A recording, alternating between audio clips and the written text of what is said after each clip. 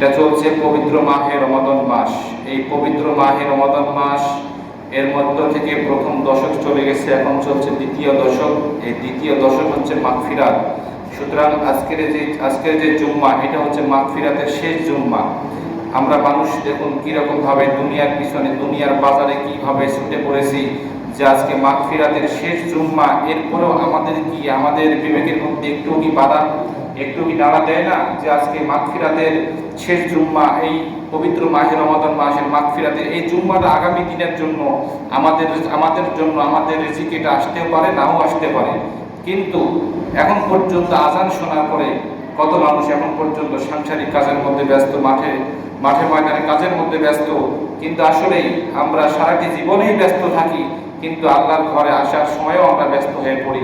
সুতরাং আমাদের সকলের উচিত যে আজকে যেহেতু মাগফিরাতের শেষ জুম্মা, এই হিসাবে, শুধু এই হিসাবে নয়, আমাদের উচিত আজানের সঙ্গে সঙ্গে মসজিদে উপস্থিত হয়ে আল্লাহ পাকের সন্তুষ্টি হাসিল করা।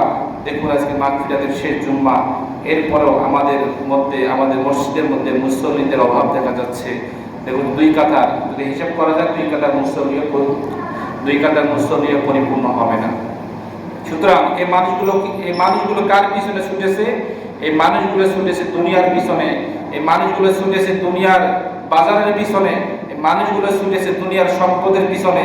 কিভাবে 2 টাকা ইনকাম করা যাবে, কিভাবে কোন পথে চললে 2 টাকা আমার পরিবারের মধ্যে ঢুকবে, এই মানুষগুলো ছুটেছে শুধু এগুলোর পিছনে। কিন্তু আমাদেরকে সব দিক দিয়েই ছুটতে হবে, কিন্তু সব দিক দিয়ে ছুটার ক্ষেত্র দিয়ে আমাদেরকে এই ক্ষেত্রটা প্রথম ধাপের মধ্যে রাখতে হবে। 1 নম্বর ধাপের মধ্যে রাখতে হবে যে আমি সকল কাজ করব, সকল ভালো কাজ করব। এই ভালো কাজ করার মধ্য দিয়ে আল্লাহ পাকের সন্তুষ্টি অর্জন করতে আমি যেন আল্লাহ পাকের মসজিদে, আল্লাহ পাকের ঘরে যথাযথ সময়ে যেন উপস্থিত হয়ে আল্লাহ পাকের সন্তুষ্টি অর্জন করতে পারি, আল্লাহ পাকের জন্য ইবাদত বন্দেগী করতে পারি। আমরা অনেকে মনে করি যে আমি সাংসারিক মানুষ, আমি যদি সাংসারিক কাজ না করি তাহলে আমার তো পরিবার চলবে না। আসলে আপনি পরিবারে কাজ করবেন, আপনারা বিবির পিছনে সময় দেবেন, সন্তানদের পিছনে সময় দেবেন। এটা কোরআন হাদিসের মধ্যে প্রমাণিত আছে যে স্ত্রী সন্তানদেরকে সময় দিতে হবে, পরিবারদেরকে সময় দিতে হবে। কিন্তু কিসের পরে?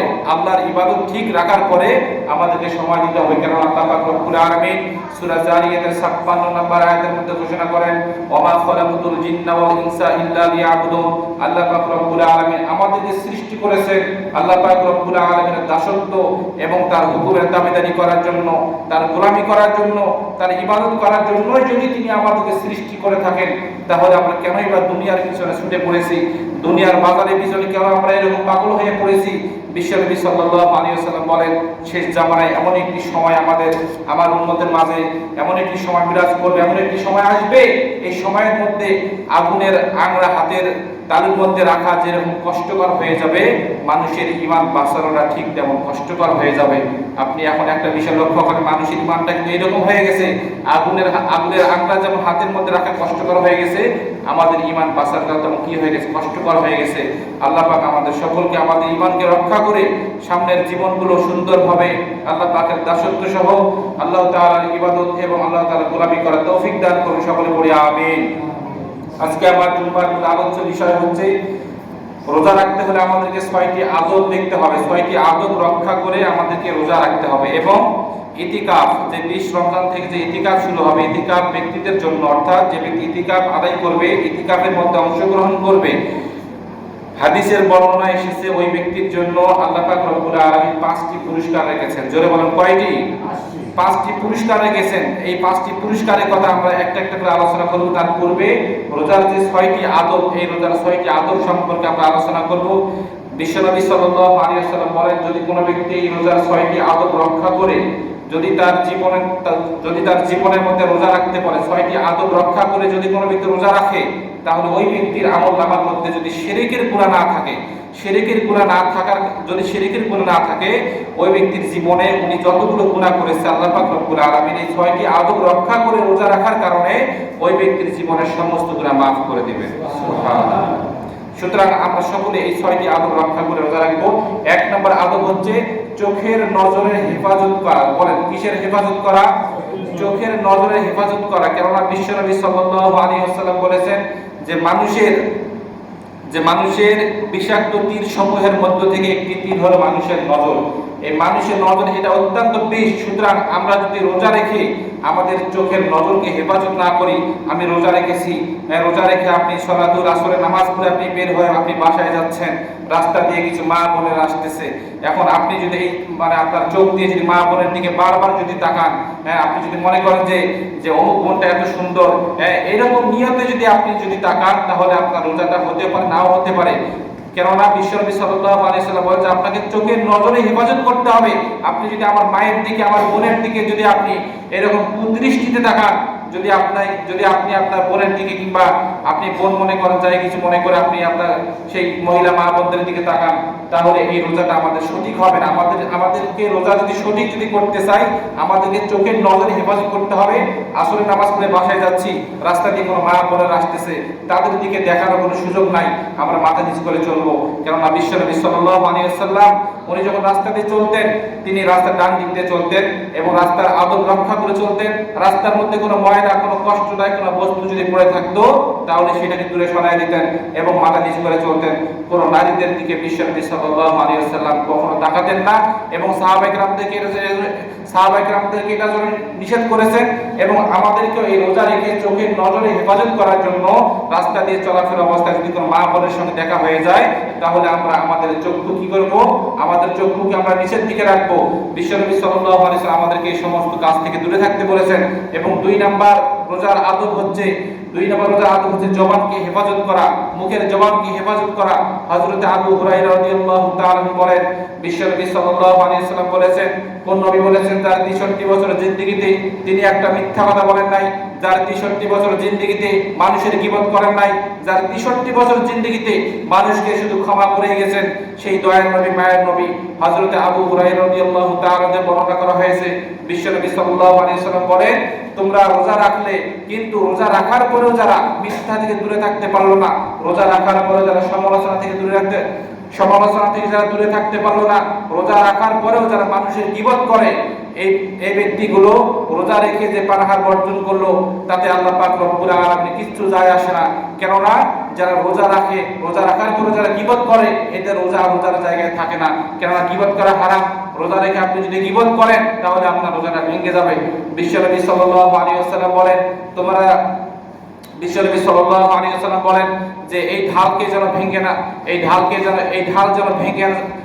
যেন ভেঙে না যায়। বিশ্বনবী সাল্লাল্লাহু আলাইহি ওয়াসাল্লামকে সাহাবায়ে জিজ্ঞাসা করেছেন, ইয়া রাসূলুল্লাহ, ঢাল আবার কি জিনিস এবং ঢাল ভাঙবে কিভাবে? বিশ্বনবী সাল্লাল্লাহু আলাইহি ওয়াসাল্লাম বলেন, ঢাল হলো ওইটাকে বলা হয়, একটি রোজাকে ঢাল বলা হয়।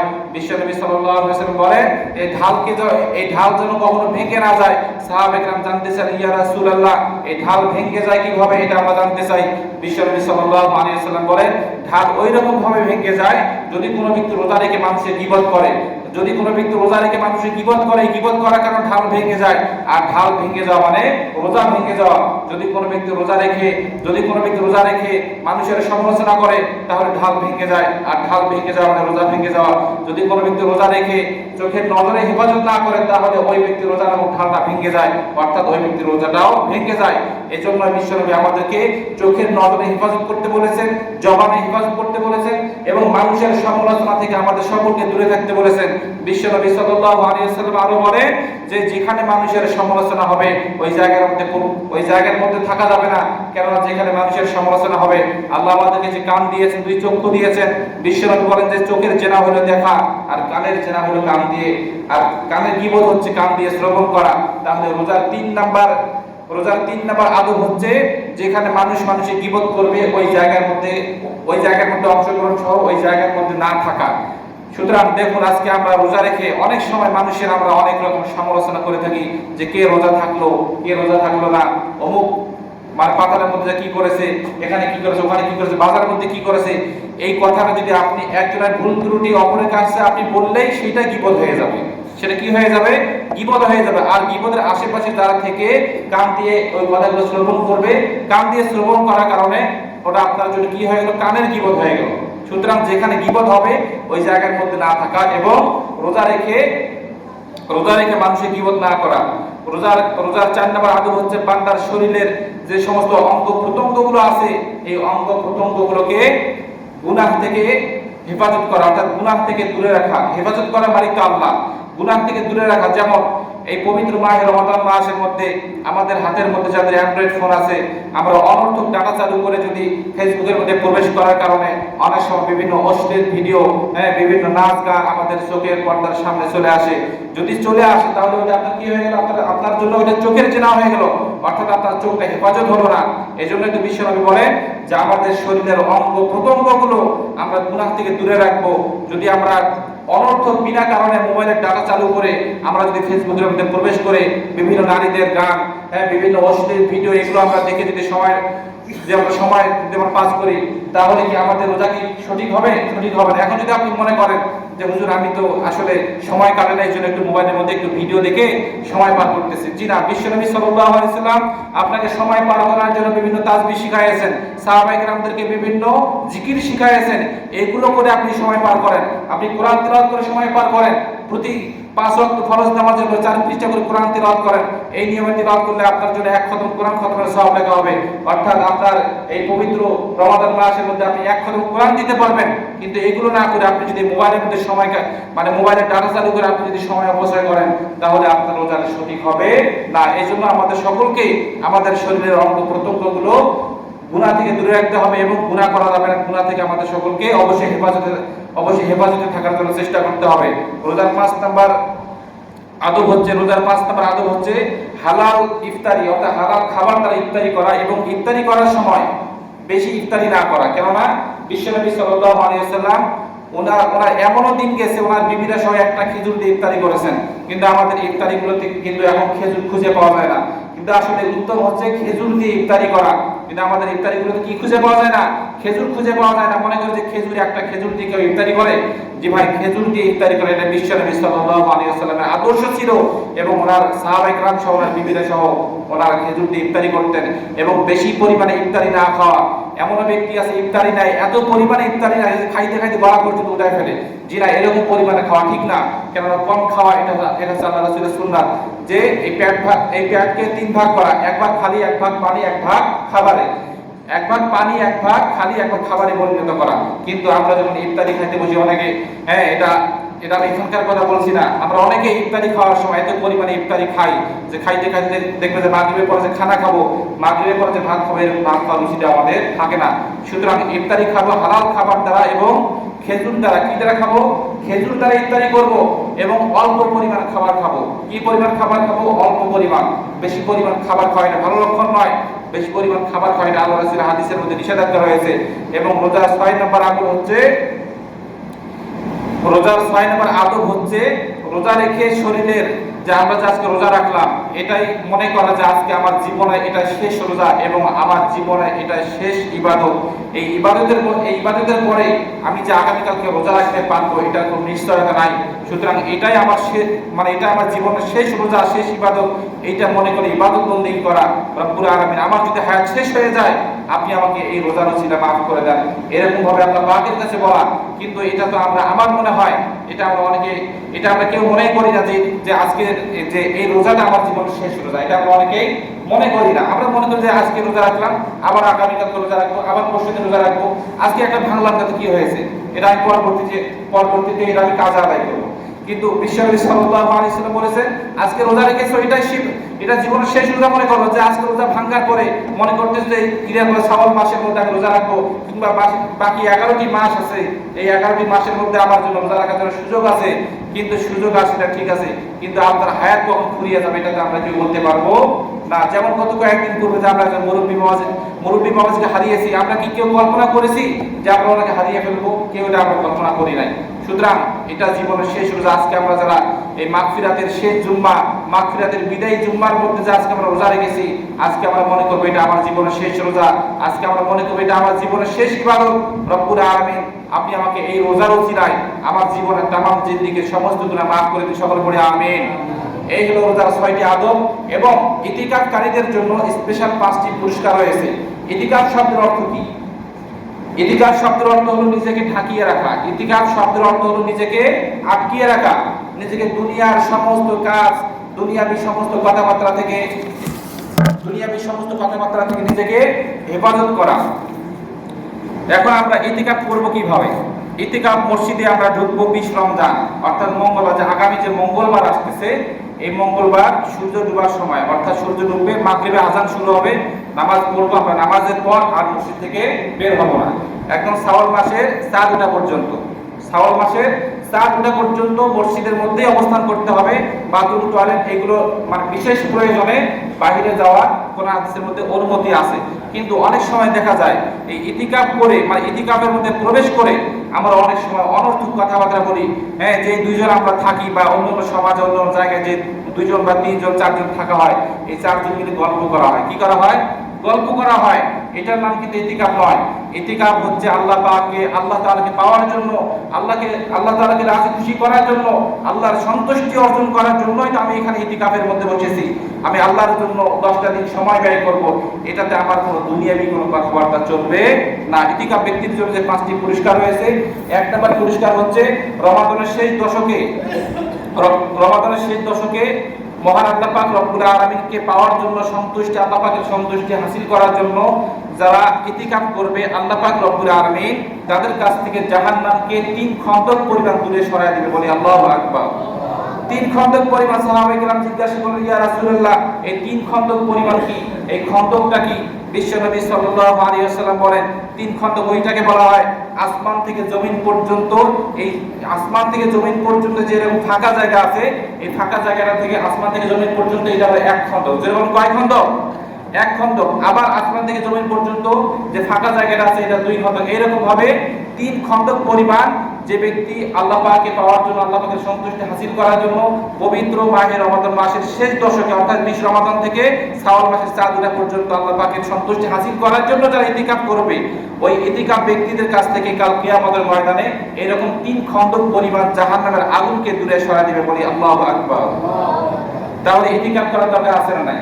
অবশ্যই দরকার আছে। আমরা যারা আমাদের কাছ থেকে জাহান্নামের আগুনকে আমরা যারা দূরে সরাতে চাই, কিয়ামতের ময়দানে আল্লাহ পাকের সন্তুষ্টি, আল্লাহ পাকের অনুমতি, বিশ্বনবীর অনুমতি ছাড়া আমাদের বাঁচার কোনো উপায় থাকবে না। যে কিয়ামতের ময়দানে আমাদের মাথার 1.5 হাত উপরে সূর্য আসবে, সেই কিয়ামতের ময়দানে আপনার কাছ থেকে যদি এরকম 3 খন্দক পরিমাণ জাহান্নাম দূরে সরে যায়, এর থেকে বড় পুরস্কার আপনি আর কি আশা করতে পারেন? এর থেকে বড় পুরস্কার আর কিছু হতে পারে না। 2 নাম্বার পুরস্কার হচ্ছে যে ব্যক্তি রমাদানের শেষ দশকে আল্লাহ পাকের সন্তুষ্টি হাসিল করার জন্য ইতিকাফ করবে, ওই ব্যক্তির আমলনামার মধ্যে 2টা কবুল হজ এবং 2টা উমরা হজের সমপরিমাণ সওয়াব ওই ব্যক্তির আমলনামার মধ্যে দান করা হবে। সবাই বলে সুবহানাল্লাহ। তাহলে আমরা যদি 2টা কবুল হজ, একটি হজ আপনি করতে গিয়েছেন 3 থেকে 3.5 লাখ টাকা খরচ করে গিয়েছেন, এই টাকার মধ্যে যদি 1টি টাকা হারাম থাকে আপনার হজ কবুল হবে না। হ্যাঁ, আপনি 5 লাখ টাকা খরচ করে গিয়েছেন, উমরায় গিয়েছেন, আপনার উমরা কিন্তু টাকার মধ্যে 5 লাখ টাকার মধ্যে যদি 1 টাকা যদি সুদের টাকা থাকে, তাহলে আপনার উমরা কখনো কবুল হবে না। সুতরাং আমরা যারা এগুলো মানে ওইটা যে আপনার কবুল হবে এটা আপনার কোনো গ্যারান্টি নাই। যদি আপনার টাকাগুলো হালাল হয় তাহলে কবুল হওয়ার গ্যারান্টি আছে। কিন্তু যারা ইতিকাফ করবে এদের জন্য কবুল হজের সওয়াব এটা একদম 100% কনফার্ম। তাদের আমলনামার মধ্যে আল্লাহ পাক রব্বুল আলামিন লিখে দিবেন। বলি সুবহানাল্লাহ। তাহলে আমরা যদি 2টা কবুল হজ এবং উমরা হজের সমপরিমাণ সওয়াব যদি আমরা নিতে চাই, তাহলে আমাদেরকে কিসের আমল করতে হবে? ইতিকাফের আমল করতে হবে। কোন দিন? 20 রমাদান থেকে শাওয়াল মাসের 4 দিন পর্যন্ত। এই 10 দিন আল্লাহ পাকের সন্তুষ্টি অর্জন করার জন্য আমাদেরকে ইতিকাফ করতে হবে। 3 নাম্বার বলা হয়েছে ওই ব্যক্তি লাইলাতুল কদর পাবে, ওই ব্যক্তির জন্য লাইলাতুল কদরটাই উপহার। লাইলাতুল খায়রুম মিন আলফি শাহর, যে এই লাইলাতুল কদরের রাতটি হচ্ছে 1000 মাসের চেয়েও শ্রেষ্ঠতম মাস। এই 1000 মাস থেকে ইবাদত করলে যে সওয়াব হবে, লাইলাতুল কদর যে ব্যক্তি পাবে ওই ব্যক্তির আমলনামার মধ্যে সেই সওয়াব লেখা হবে। সুবহানাল্লাহ। তাহলে আমরা প্রত্যেকেই ইতিকাফ করার জন্য চেষ্টা করব। বিশ্বনবী সাল্লাল্লাহু আলাইহি ওয়াসাল্লামকে সাহাবায়ে কেরামরা জিজ্ঞাসা করেছেন, ইয়া রাসূলুল্লাহ, আমরা লাইলাতুল কদর কিভাবে পাবো? বিশ্বনবী সাল্লাল্লাহু আলাইহি ওয়াসাল্লাম বলেন যে আমি রমাদানের প্রথম দশকে ইতিকাফ করলাম, লাইলাতুল কদর খুঁজে পেলাম না। আবার রমাদানের দ্বিতীয় দশকে ইতিকাফ করলাম, লাইলাতুল কদর খুঁজে পেলাম না। আবার তৃতীয় বছরের শেষ দশকে আমি আবার ইতিকাফ শুরু করলাম। আমি তৃতীয় বছরের শেষ দশকে অর্থাৎ 20 থেকে 30 রমাদান পর্যন্ত এই সময়ের মধ্যে অর্থাৎ শেষ দশকে আমি ইতিকাফ করেছি। এই সময়ের মধ্যে 20 থেকে 29 বা 30 পর্যন্ত এই সময়ের মধ্যে আমি লাইলাতুল কদর খুঁজে পেয়েছি। সুতরাং আমরা যদি মনে করি যে 27 তারিখে লাইলাতুল কদর বা 21 তারিখে লাইলাতুল কদর, এটা আসলে ভুল ধারণা। 27 হতে পারে, 21 হতে পারে, 26 হতে পারে। তাহলে যারা ইতিকাফ করবে ওই ব্যক্তির আমলনামার মধ্যে 1000 বছরের সওয়াব লেখা হবে। কি কারণে? ওই কারণে ওই ব্যক্তি ইতিকাফ করার কারণে লাইলাতুল কদর কনফার্ম খুঁজে পাবে। বিশ্বনবী সাল্লাল্লাহু আলাইহি ওয়াসাল্লাম প্রথম দশকে ইতিকাফ করেছে, লাইলাতুল কদর কি পায় খুঁজে পায় না। দ্বিতীয় দশকে ইতিকাফ করেছে, লাইলাতুল কদর খুঁজে পায় না। কিন্তু তৃতীয় দশকে, তৃতীয় বছরের তৃতীয় দশকে ইতিকাফ করার কারণে কি খুঁজে পেয়েছেন? লাইলাতুল কদর খুঁজে পেয়েছেন। সুতরাং আমরা যারা ইতিকাফে যারা প্রবেশ করব, তাহলে আমরা শেষ দশকে অর্থাৎ রমাদানের শেষ দশকে 20 থেকে আমরা 30 বা 29 পর্যন্ত যে আমরা ইতিকাফ করব, তাহলে ওই ব্যক্তিদের আমলনামার মধ্যে ওই ব্যক্তিরা অবশ্যই লাইলাতুল কদর কিভাবে খুঁজে পাবে। তাহলে খুঁজে পাওয়া মাত্র তাদের আমলনামার মধ্যে 1000 বছরের আমল লেখা হবে, 1000 বছরের আমল লেখা হবে। আর 5 নম্বর আমল হচ্ছে, 4 নম্বর আমল হচ্ছে ওই সমাজের মধ্যে যতগুলো ব্যক্তি থাকবে, যেমন আমাদের সমাজের মধ্যে 3 থেকে 3.5 জন আমরা মুসল্লি আছি। আমরা এই 3 থেকে 3.5 জন মুসল্লি এখানে এসে আল্লাহ পাকের সন্তুষ্টি অর্জন করার জন্য যে আমরা ইবাদত বন্দেগী করতেছি, ইবাদত বন্দেগী করে রোজা রেখে আমরা যাকাত দিয়ে আল্লাহ পাকের কাছে এখানে যে আল্লাহ পাকের ইবাদত করে যে আমরা সওয়াব পাইতেছি, আমাদের একটা সওয়াবের অংশ ওই ইতিকাফ ব্যক্তিদের আমলনামার মধ্যে লেখা হবে। তাহলে আমরা যারা ইতিকাফ করব, তাহলে যারা ইতিকাফ করবে না, যারা ইতিকাফ না করে যারা ইবাদত বন্দেগী করবে, আর যারা ইতিকাফ করবে, ইতিকাফকারী ব্যক্তিদের আমলনামার মধ্যে কাদের সওয়াব লেখা হবে? যারা বাইরের মানুষ যারা ইবাদত করবে তাদের সওয়াবের একটা অংশ তাদের আমলনামার মধ্যে লেখা হবে। তাহলে আমরা যদি আমাদের এই সাধারণ মুসল্লিদের সওয়াবের অংশ নিতে চাই, তাহলে আমাদেরকে কিসের আমল করতে হবে বলেন? ইতিকাফের আমল করতে হবে। এবং 5 নাম্বার বলা হয়েছে ইতিকাফকারী ব্যক্তি 2 জন 3 জন 4 জন যারা ইতিকাফের মধ্যে যারা প্রবেশ করবে, এরা 27 তারিখে বা 28 তারিখে বা ইতিকাফের শেষ দিনে এরা যদি আল্লাহ পাকের কাছে যদি খাঁটি দিলে তওবা করে আল্লাহ পাকের কাছে মাফ চায়, আল্লাহ পাক রব্বুল আলামিন শিরকের গুনাহ বাদে এদের জীবনের সমস্ত গুনাহগুলো মাফ করে দেন। তাহলে ইতিকাফ করার প্রয়োজন আছে না নাই বলেন? অবশ্যই আছে। তো আজকে হলো শুক্রবার, মঙ্গলবার মাগরিব থেকে ইতিকাফ শুরু হবে, অর্থাৎ 30 রমজান পর্যন্ত, অর্থাৎ শাওয়াল মাসের চাঁদ দেখা পর্যন্ত আমরা ইতিকাফের মধ্যে প্রবেশ করব। আমরা অনেক সময় দেখা যায় ইতিকাফের মধ্যে প্রবেশ করে দুনিয়াবি কথা বলি। আমরা যারা ইতিকাফের নিয়ত করেছি বা ইতিকাফের মধ্যে প্রবেশ করব, আমরা কখনো দুনিয়াবি কোনো কথাবার্তা বলবো না। কেননা আমি আমার মাওলাকে পাওয়ার জন্য এখানে প্রবেশ করেছি। আমি আল্লাহর জন্য 10টা দিন সময় ব্যয় করব। এই 10টা দিন আমি দুনিয়ার সমস্ত কাজ থেকে দূরে থাকবো। আল্লাহ পাক আমাদের সকলকে এই আমল করার তৌফিক দান করুন, সকলে পড়ে আমিন। ইতিকাফে থাকার মতো ব্যক্তি কেউ আছে বলেন? মানুষ তো আমরা এখানে অনেকে এসেছি। ইতিকাফে